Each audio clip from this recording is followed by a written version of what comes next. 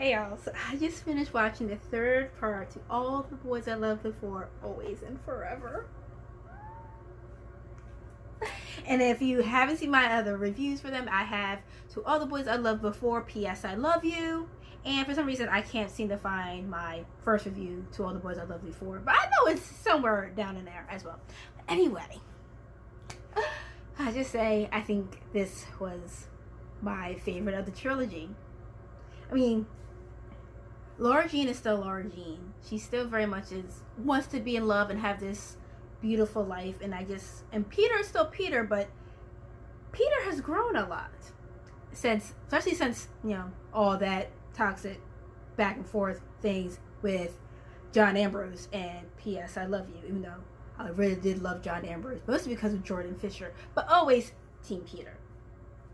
What I did really love about the movie is just watching them their growth, and like this is their senior year and they have to figure out where they're going to. And then it also just made me miss New York. I miss New York so much, and watching Laura Jean experience New York for the first time was almost when I first came to New York, and having all those feelings. It was just like, I belong here, there is nowhere else I need to be. And that just made me go, I'm coming home, I promise.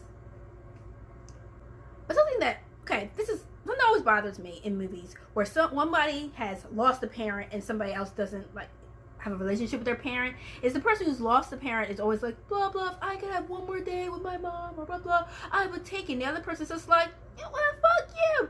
You missing your parent had nothing to do with my bullshit parent. Like, I hate that so much, because then the person's like, okay, you're right, and then they go and they talk to the person, and it seems like all the problems are solved. I'm like, I would like that scene one day where somebody's like, no, my parent is crap, and just be okay with it and move on with their lives, and be like, one day we'll see.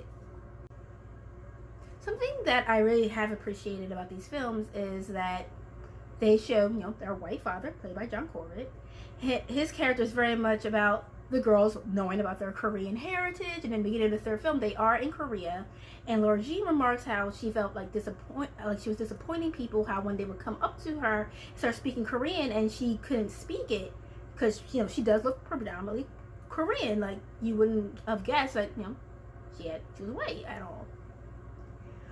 And I feel like if somebody of East Asian descent had maybe had more contribution to the script, that maybe that would have had some deeper meaning to it and how Laura Jean sees herself. But then again, I'm not sure who wrote the screenplay. I should probably look into that more, or maybe it was more in there and then it got edited out. But I liked that.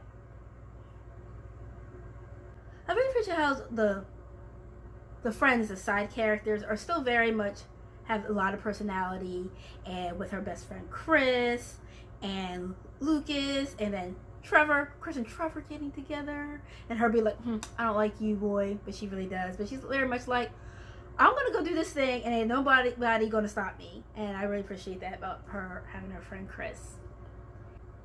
And as always, Catherine Kitty Song Covey is always with the truth, always spilling the gems.